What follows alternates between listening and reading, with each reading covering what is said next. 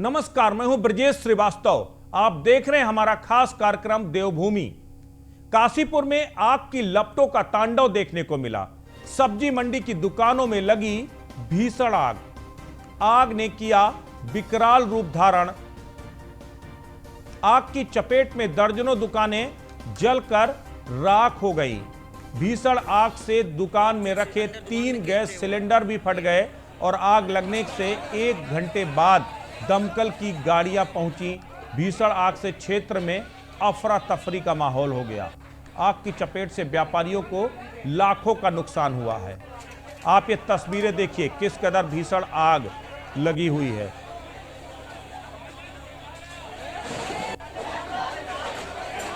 ये काशीपुर की सब्जी मंडी की तस्वीर है। लोग थे अंदर दुकान में कैद थे वो, ये भी जबरदस्त तरीके से आग लगी हुई है काशीपुर सब्जी मंडी में। और ये वहां की तस्वीरें हैं। यहां पर लाखों का माल जलकर खाक हो गया। किसी तरह व्यापारियों ने अगर कुछ सामान निकाल पाए तो निकाल सके, अन्यथा सारा सामान जलकर खाक हो गया।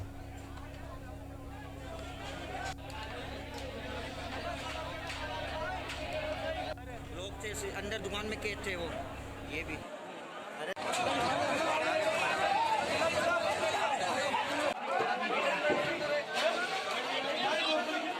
ये जो पुरानी सब्जी मंडी में अभी आग लगी है, इसका प्राइमा फेसाई कारण शॉर्ट सर्किट बताया गया है।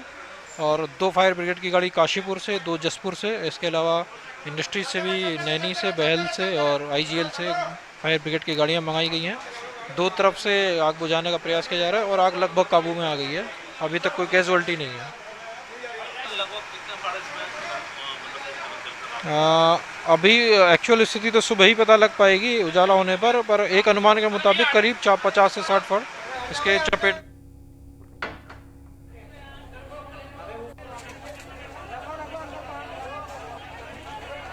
इस वक्त हमारे साथ हमारे संवाददाता काशीपुर से नाजिम खान फोन लाइन पर जुड़े हुए हैं हमारे साथ। नाजिम, इस वक्त की क्या स्थिति है? क्या आग बुझ चुकी है? कितना नुकसान हुआ है? कोई अनुमान लग पाया अब तक? बिल्कुल, मैं आपको बता दूं, ये रात की घटना है जिस समय काशीपुर की सब्जी मंडी में आग लग गई थी, जिसमें 50 से 60 दुकानें जलकर राख हो गई हैं। दमकल की गाड़ी मौके पर पहुंची है और पुलिस प्रशासन ने पूरी तरह से उस पर काबू कर लिया गया। आग कैसे लगी नाजिम, क्या अब तक ये खुलासा हो पाया है? बिल्कुल, ये शॉर्ट सर्किट की वजह से एक दुकान में आग लगी थी, जिसकी वजह से 50 से 60 दुकानें आग का गोला बन चुकी थी और फिर इस पर पुलिस प्रशासन ने और दमकल की गाड़ी ने काबू कर लिया था। चलिए, बहुत बहुत शुक्रिया हमारे साथ जुड़ने के लिए। तो ये काशीपुर की वो तस्वीरें हैं जहां पर देर रात भीषण आग लगी सब्जी मंडी में। फिलहाल आग पर काबू पा लिया गया है।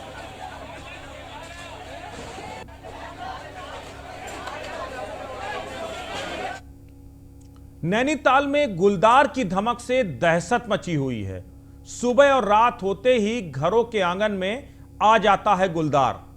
अब तक गुलदार 2 कुत्तों को बना चुका है अपना निवाला। 10 बजते ही लोग अपने घरों में छिपने को मजबूर हो जाते हैं। इस सीसीटीवी में एक तस्वीर देखिए जहां पर मुख्य मार्ग पर गुलदार घूमता नजर आ रहा है। आप इस सर्किल में यह तस्वीर देखिए किस तरीके से, ये देखिए गुलदार तस्वीरों में आपको दिखाई देगा किस तरीके से मुख्य सड़क में घूम रहा है। दहशत का माहौल है नैनीताल में। गुलदार को देखकर अब तक 2 कुत्तों को निवाला बना चुका है ये गुलदार।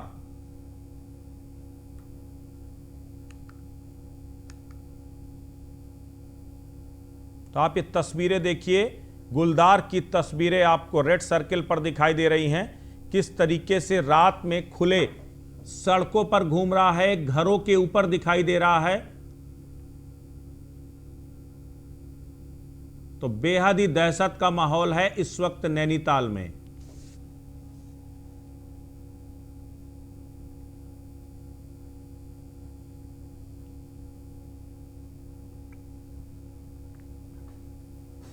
गुलदार की वजह से नैनीताल में इस वक्त जबरदस्त दहशत है आसपास के रहने वाले लोगों में।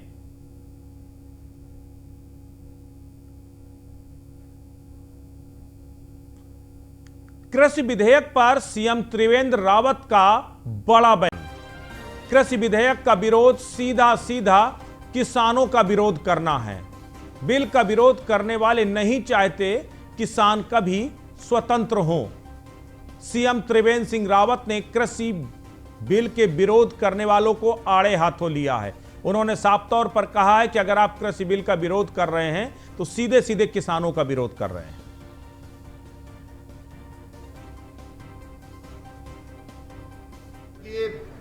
ये सब लोग जो कृषि विधेयक का विरोध कर रहे हैं, ये दास्ता से घिरे हुए लोग हैं। ये नहीं चाहते कि किसान स्वतंत्र हो। आज एमएसपी भी है, मंडी भी है और किसानों के लिए ओपन मार्केट है कि वो कहीं भी जाकर के अपने उत्पादों को बेच सकता है और अपने हिसाब से वो बेच सकता है। तो मैं समझता हूं कि इस बिल का विरोध करना ये किसानों का विरोध करना है। जिस देश के 70% लोग कृषि पर आधारित हैं, ये देश के उन 70% लोगों का अपमान है सीधा। सीएम त्रिवेंद्र सिंह रावत ने उत्तरकाशी को दिया तोहफा। उत्तरकाशी को मिला 225 किलोवाट सोलर और पिरूल प्लांट का तोहफा।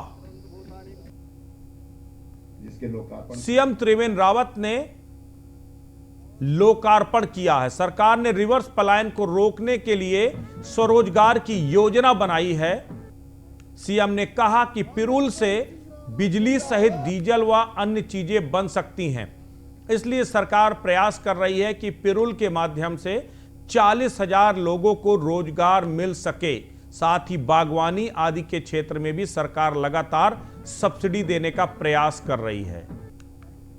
लोग स्वरोजगार से जुड़ सकें, यह सरकार की मंशा है।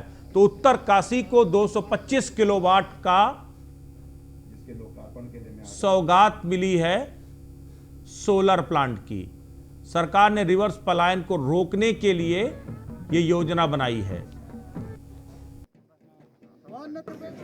बैंक धीरे धीरे सरकार को सहयोग करने की स्थिति में आए हैं, लेकिन जो योजना मैंने आपको बताई, जो सोलर स्वरोजगार योजना, इसमें बैंक को कोई तकलीफ नहीं होती, क्योंकि बिजली खरीदने की गारंटी सरकार की है और सरकार उनकी गारंटी दे रही है। जो मुख्यमंत्री सोलर स्वरोजगार योजना है, इसमें सरकार गारंटर है, इसलिए बैंकों को कोई दिक्कत नहीं है। मैं अपने नौजवानों से कहना चाहूँगा कि आप मुख्यमंत्री सोलर स्वरोजगार योजना में आइए, आपको ऋण मिलने में कोई दिक्कत नहीं है।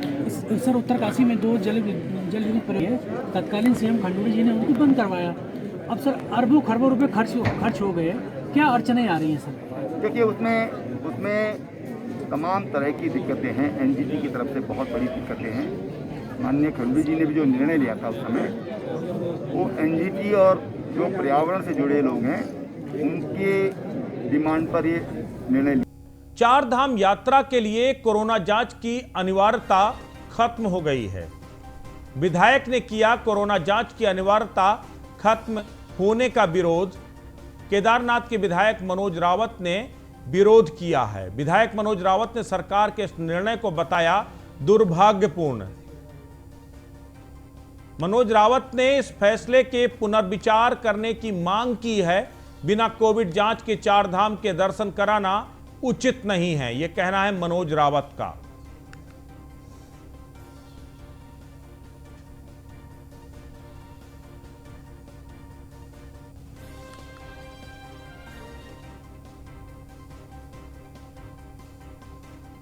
तो केदारनाथ के विधायक मनोज रावत ने विरोध किया है सरकार के इस फैसले का कि 4 धाम यात्रा के लिए कोविड जांच जरूरी नहीं है।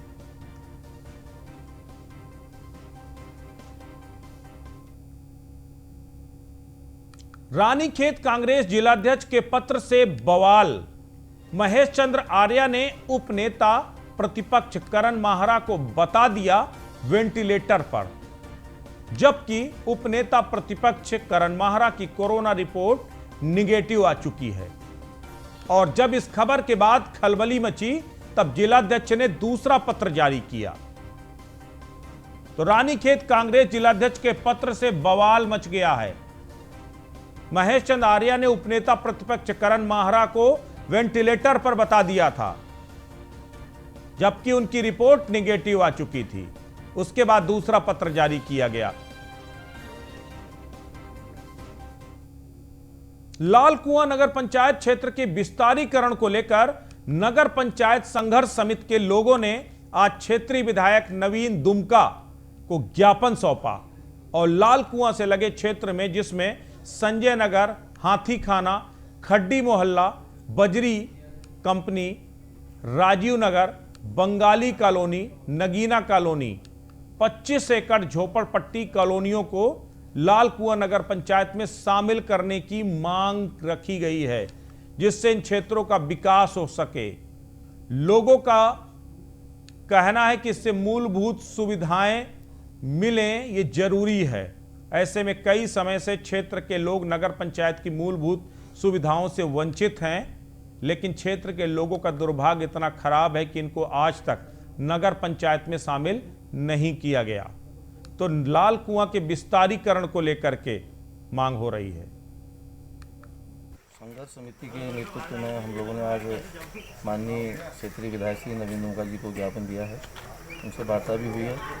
विधायक जी का कहना है कि मैं पूर्व में भी इसमें चर्चा कर चुका हूं मुख्यमंत्री जी से, और हमें विश्वास है कि वो हम लोगों के बीच के व्यक्ति हैं, और हमें विश्वास है कि वो जो है हमारी मांगों को उचित समय पर और उचित जगह पर उठाकर हमारी मांग जो नगर पंचायत का विस्तारीकरण है उसको पूरा करने की कोशिश करेंगे।